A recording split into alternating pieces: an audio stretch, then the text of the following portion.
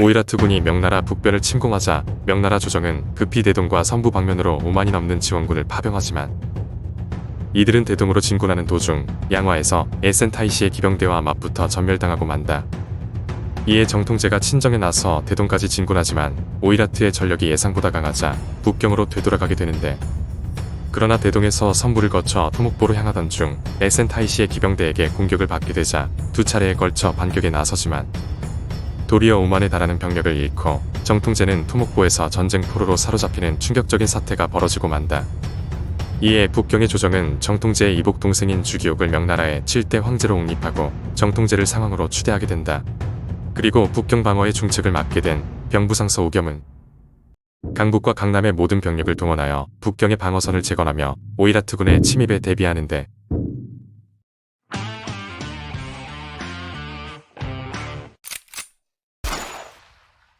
북경의 조정은 먼저 북경과 남경 및 하남의 비조군부터 동원했는데, 비조군은 명나라군의 예비역으로 구성된 2선 부대에 해당하는 전력이었다.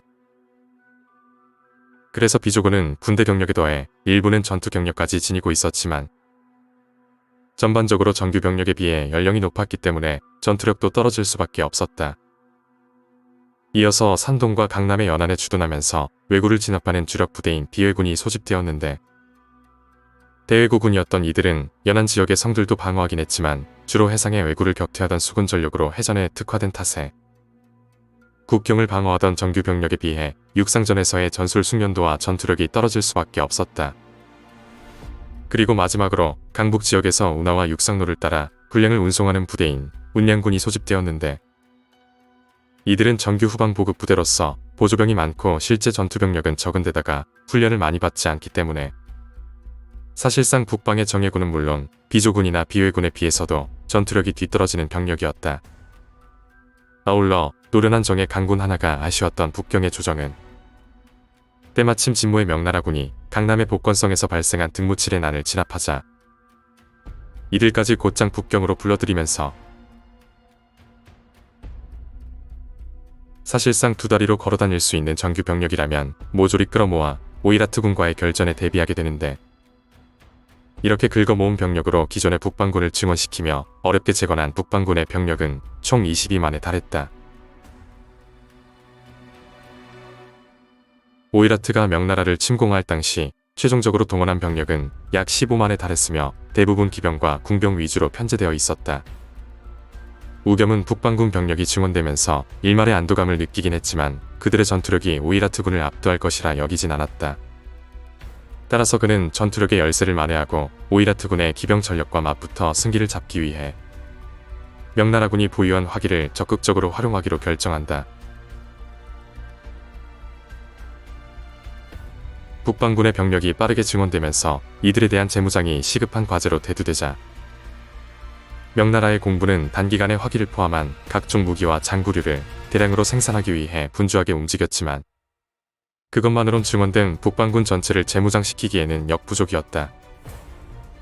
그래서 북경의 조정은 북방군의 재무장에 소요되는 시간과 재정을 절감하기 위해 남경의 병기창에 보관 중이던 대량의 병장기들을 경항대운하를 통해 북경으로 운송했을 뿐만 아니라 토목보 전투 이후 그곳에 방치되었던 명나라군의 다양한 화기들까지 회수하며 북방군의 재무장을 상당 부분 완료할 수 있었다.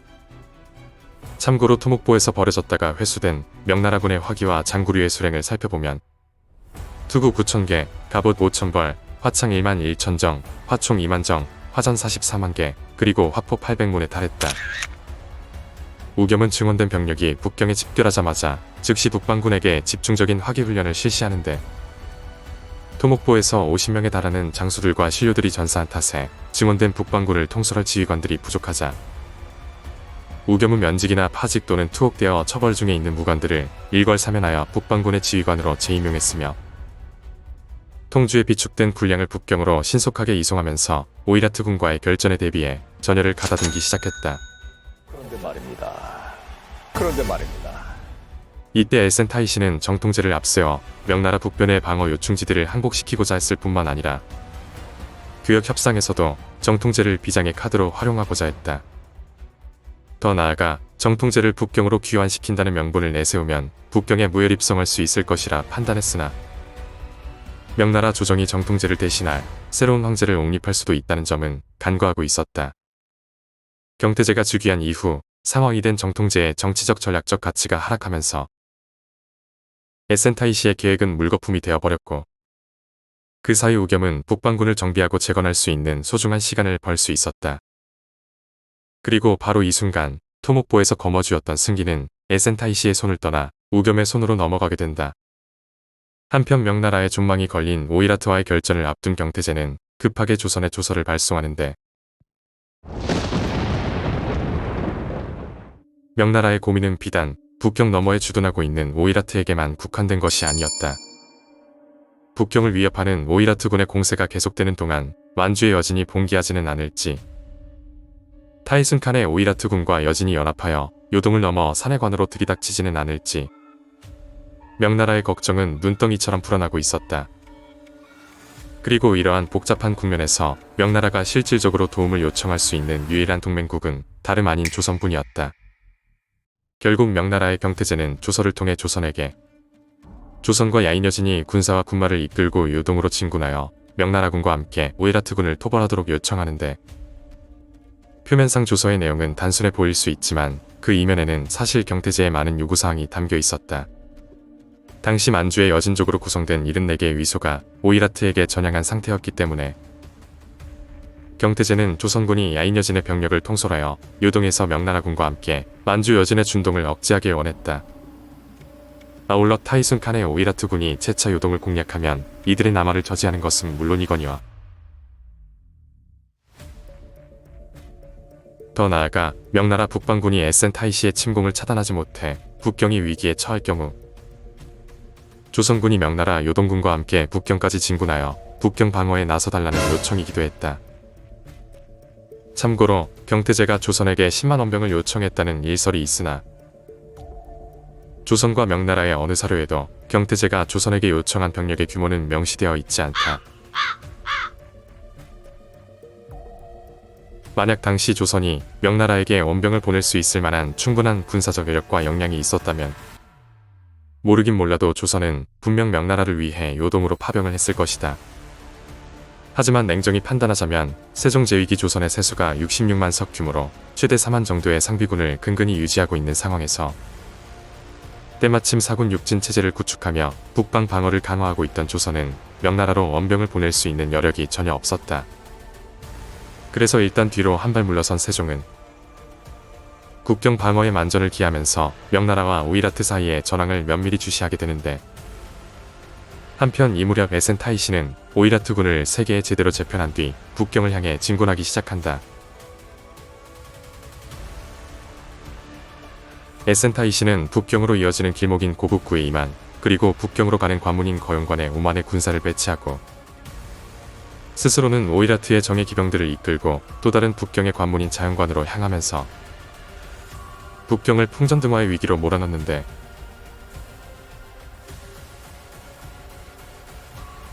전령을 통해 오이라트군의 움직임을 전달받은 우겸은 22만의 명나라군을 지휘관과 함께 북경의 9개의 성문 외부에 배치하고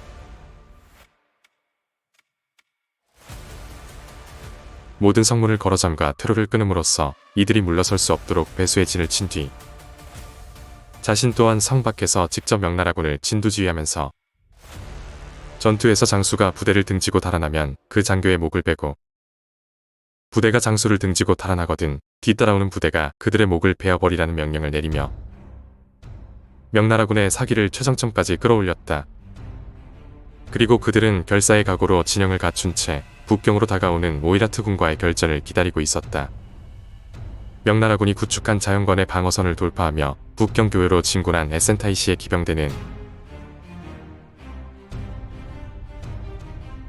1449년 10월 11일 서진문에서 덕승문까지 포진한 뒤 창의문 밖에 주둔한 명나라군을 공격하면서 마침내 양군 사이에 치열한 전투가 벌어지게 된다. 명나라군은 창의문에서 압도적인 화력을 통해 오이라트군의 선봉대를 격파하며 첫 전투에서 승리를 거두기 시작하더니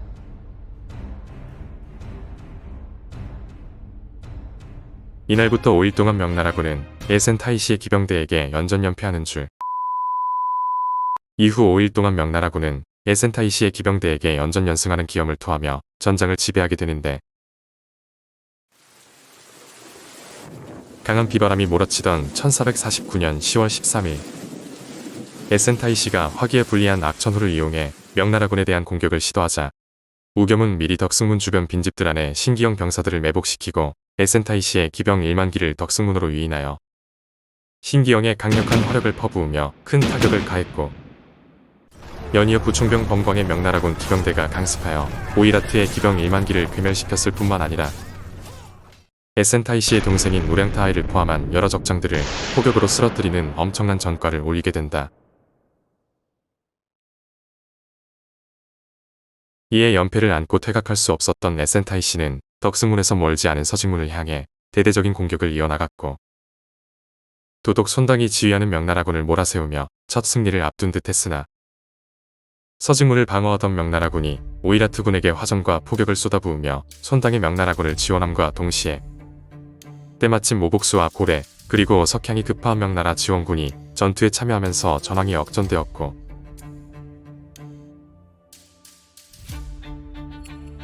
결국 에센타이시는 10월 13일 하루에만 2번의 연패를 겪으며 본진으로 패퇴하게 된다. 1449년 10월 14일, 에센타이시가 지휘하는 오이라트군이 재차 창의문을 공격하려는 움직임을 보이자 우겸은 오이라트 기병의 움직임을 방해하기 위해 성 밖에 방책들을 설치하고 마름쇠를 뿌리도록 지시했으며, 창의문 주변에 더 많은 화포와 화총을 다루는 신기형 병사들을 추가로 배치하게 된다. 창의문을 공격한 오이라트 기병과 궁병들은 전투 중반까지 서직문 밖에서 무웅이 이끄는 명나라군을 몰아붙이며 승기를 잡는 듯 했으나, 창의문에 배치된 신기형 병사들의 대대적인 화력 지원이 시작되고, 앞서 서직문으로 출격했던 모복수와 고래의 지원군이 위기의 순간에 재차 창의문 밖에 전장에 나타나면서 명나라군은 다시 전황을 유리하게 이끌게 된다. 이에 에센타이시는 더 많은 병력을 투입하며 명나라군을 제압하고자 했지만 결과적으로 실패하면서 에센타이시는 오이라트군을 이끌고 패주하게 된다. 1449년 10월 15일, 북경을 공략하면서 예상 밖의 연전연패를 당한 에센타이시는 상당한 충격을 받게 되는데, 에센타이시의 최대 실책은 명나라군을 지나치게 과소평가한 것이었다. 약체여야 하는 명나라군이 병력 규모, 사기, 지휘 통제, 화력 등 모든 면에서 오이라트군을 압도하면서 천하의 에센타이시도 전장에서 손 한번 제대로 써보지 못하고 연전연패를 당하게 된 것이다. 우겸이 북경을 중심으로 구축한 화력 위주의 우주방어급 방어선이 상당히 견고했을 뿐만 아니라 오이라트군의 공격이 있을 때마다 명나라군은 신속한 상호 지원 체계를 가동하며 대응에 나섰다. 병력과 화력에서 우위를 점한 명나라군은 매 전투마다 주도권을 잡고 오이라트군을 효과적으로 제압했다. 그 결과 5일간 이어진 연전 끝에 우겸이 지휘한 명나라군은 단 한 차례의 패배도 없이 북경 방어에 완벽히 성공할 수 있었다. 한편 거용관을 돌파하려던 오만의 오이라트군 역시 난공불락의 방어에 가로막히게 되는데, 거용관에 배치된 명나라군은 화포와 화총을 앞세운 강력한 화력으로 일사불란하게 농성전을 펼쳤고, 오이라트군은 이에 번번이 패배에 패배를 거듭했다. 결국 7일간 이어진 격전 동안 오이라트군은 단 한 차례의 승리도 거두지 못한 채 막대한 병력을 잃으며 깊은 수세에 몰리게 된다. 아울러 고북구로 진군했던 이만의 오이라트군 역시 화기로 무장한 명나라군의 방어 앞에서 큰 힘을 쓰지 못하고 진퇴를 결정할 수 없는 애매한 전황 속에서 확신 없는 전투를 이어나가고 있었는데, 설상가상으로 선부의 총병관 양홍이 통솔하는 이만의 명나라군을 필두로 각 방어 요충지에서 출병한 지원군들이 거용관과 북경 방면으로 빠르게 진군하자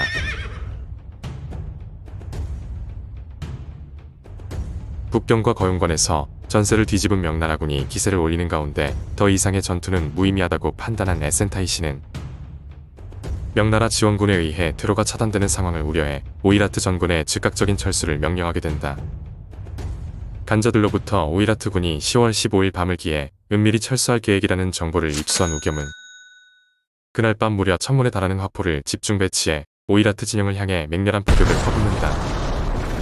기습적인 포화에 퇴각 중이던 오이라트군은 큰 혼란에 빠졌고 이로 인해 약 1만 명의 병력을 잃게 되는 막대한 피해를 입게 된다.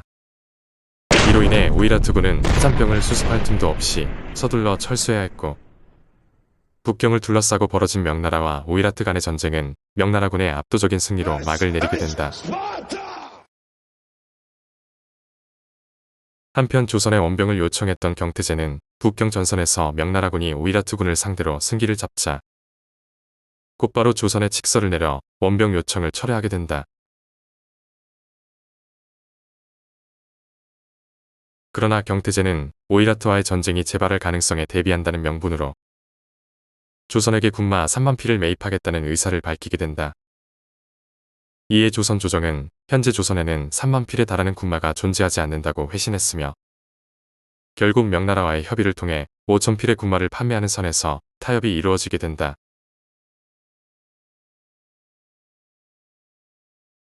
그리고 명나라가 오이라트에게 거둔 대승의 기쁨을 만끽하던 바로 그때 조선은 깊은 고민 속에 빠져들게 되는데 조선 북변의 파저강 일대에 거주하던 권주여진은 동북쪽으로 약 50km 떨어진 수화강 일대로 이주했으나 이후 오이라트의 세력 확장과 압박으로 인해 권주여진이 다시 파저강 일대로 남하하게 된다. 우와, 씨발. 이로 인해 조선 북변에는 또다시 불안한 기류가 감돌기 시작했고 명나라의 승리로 오이라트의 위협에서 잠시 벗어난 조선은 북변에서 밀려오는 또 다른 전운에 대비해야만 했다. 오늘은 여기까지. 구독과 좋아요는 사랑입니다.